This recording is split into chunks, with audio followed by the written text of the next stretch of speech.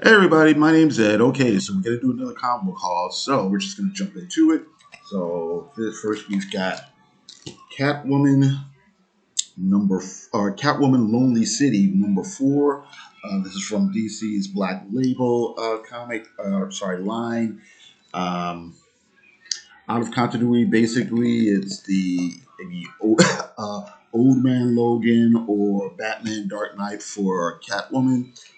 It's Catwoman in her future. She's in her 50s. She's gotten out of jail. Batman has died. Uh, Two Face is the mayor of Gotham City, and basically she gets the old gang together to kind of solve the mystery of what's going on. Break into the old Wayne Manor, solve a big mystery, and it's pretty good. You've got some really great art by Cliff Chang going here, and the story is pretty solid so far. So, okay. Batman versus Robin #3. This is the artist by um, Mahmoud Azar, and the stories by Mark Wade. Basically, has something to do with Damian Wayne being possessed by demons or being mind controlled or something. Uh, Batman has to stop him uh, because he meaning Damian has aligned himself with all these demons and evil supernatural people, and basically it's kind of like a tour um, through DC's old school supernatural characters. Santana showing up, Felix Foster showing up, the host of their old mystery comics like House of Mystery and House of Secrets have appeared. So I wonder what the premise is or what the pitch was. I wonder if DC is maybe planning to revive some of those old characters from old titles. If so, uh, it should be pretty interesting. But again, great art by Azure. Uh, Pretty decent story so far by Mark Wade. So yeah, really enjoying this. Captain America Symbol of Truth #5. So this is the Sam Wilson Captain America. Okay story, great art by is it DC Sylvia or CB Sylvia? Wait a minute, it is RB Sylvia and Julian Sean. But some really great art here. Basically, there was this whole thing where Sam has to find out what's going on with his missing vibranium. This ties into some villains trying to use it to, uh, bring down Wakanda. This issue, Black Panther shows up. Previous issues, Deadpool was there. There's this whole thing going on in Harlem where we have the Black to Wakanda movement, kind of reminiscent of the early 20th century where they had a Back to Africa movement. And pretty fair. Again, no, it's not monumental. It's not breaking super ground, but a solid, entertaining story. Nice art. This issue here was a little anticlimactic, but it was still pretty good. Let's see here. I haven't read this one yet, but this is Ant-Man #3. And let me see here. The creators are Al Ewing, and the art is Tim Riley. So I'm having fun with this one. It's in its own way a little meta. It's basically bringing together all the different Ant-Man characters. There's an Ant-Man from the future, and then we get shots of mostly Hank Pym Ant-Man, Scott Lang Ant-Man, Eric O'Grady Ant-Man, and I'm not 100% sure where it's going, but it's been this kind of wacky ride. There's a lot of old school style art going on. There's a lot of playing with the fact that it's a comic book. So it's been fun. It's been fun. It's been fun.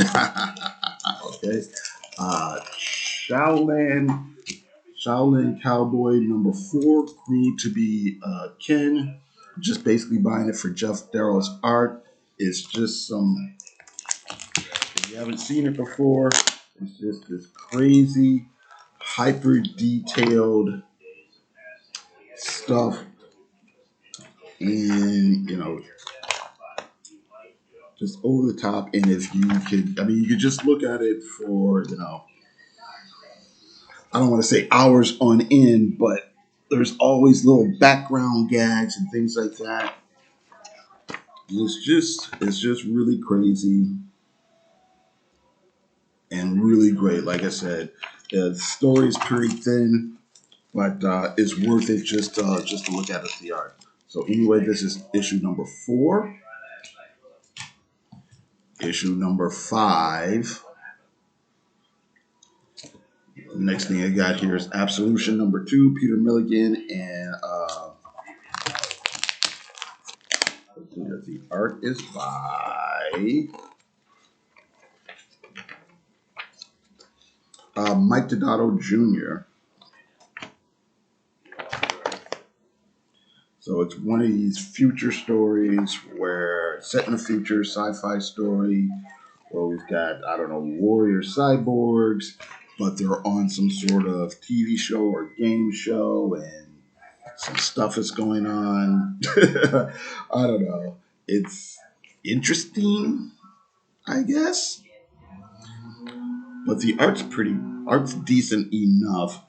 Uh, he's kind of doing his old school Bronze Age, Silver Age, Marvel, Gene Colan, Jim meets Jim Steranko type of stuff here. So I'll give it another issue or two. I kind of like these. I kind of like this cover here.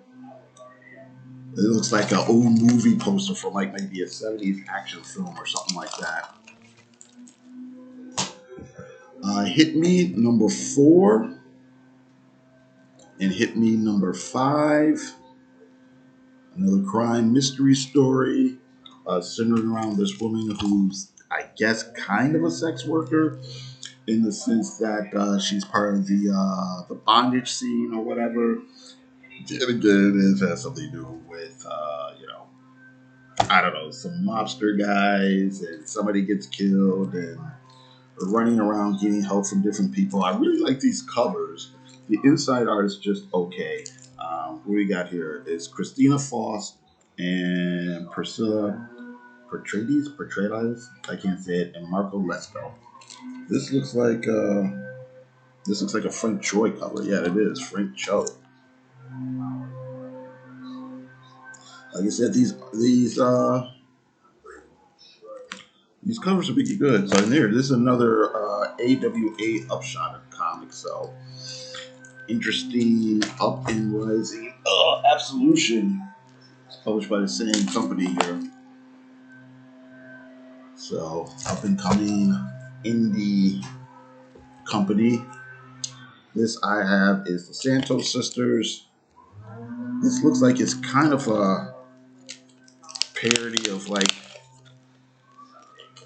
these old kind of Archie comics and Harvey comics, but it's supposed to be have kind of a more mature twist on it.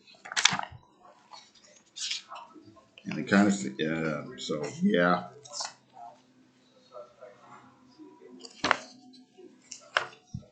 But all right, so I'm going to be looking forward to getting into that. And okay, now we have some back issues. We have Falcon number 3. This is the first miniseries from the early 80s. Falcon number 4. Ronald Reagan. President Reagan makes a guest appearance in this one. Logan's Run number 3. Science fiction. This was an adaptation of a science fiction movie from the mid '70s. I think this only ran for like 6 issues, 5, 6. I don't think it was more than 7 issues. I think they did. The first arc was an adaptation of the movie, and then I think they did that one story that was an original story. Kraft, Perez, Jansen, Gold, Severin, Goodman production. Yeah, so I was just looking to see George Perez art, huh? Oh, look at this. Ad for the 1976 or 77 King Kong, huh? King Kong on the World Trade Center. All right. Okay, alrighty. Uh, and inferior 5, number 3, and then inferior 5, number 11. And the inferior 5 were kind of this parody, superhero parody comic that DC put out late 60s, early 70s. And I want to say they were going to do uh, like an updated version, like right before COVID hit. I think I read one issue and it immediately lost interest. I probably should have stuck with it a little bit more. Maybe I'll go back and read a couple more issues. It just seemed like a lot of, I don't know. I only read that one issue, like I said, and then COVID hit, and it wasn't like I was in a big hurry to to keep up with it. So anyway, and also a couple undergrounds. I've got women's comics number 3 and women's comics number 4. All right, and these are from the 70s, I believe.